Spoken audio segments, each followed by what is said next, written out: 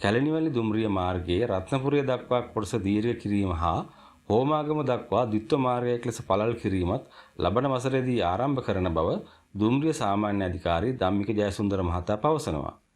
ඊට අදාළ කැබිනට් පත්‍රිකාව සකස් කර පසුගිය 6 වෙනිදා බාර දුන් බවයි ඔහු පවසන්නේ.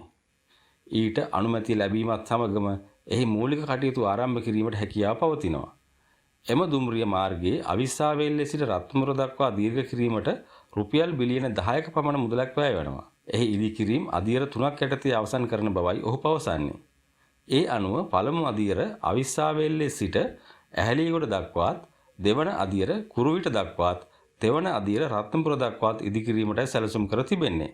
මේ අතර කොළඹ සිට හෝමාගම දක්වා කොටස ද්විත්ව මාර්ගයක් කිරීමට රුපියල් බිලියන 5ක පමණ මුදලක් වැය වෙන බව සාමාන්‍ය අධිකාරිවරයා පවසනවා. දුම්රිය මාර්ගයේ තියෙන අධික වංගු, වගේම සමහර තැන්වල දුර්වලතා හින්දා දුම්රිය වේගයේ වැඩි කිරීමේ හැකියාවක් නැහැ.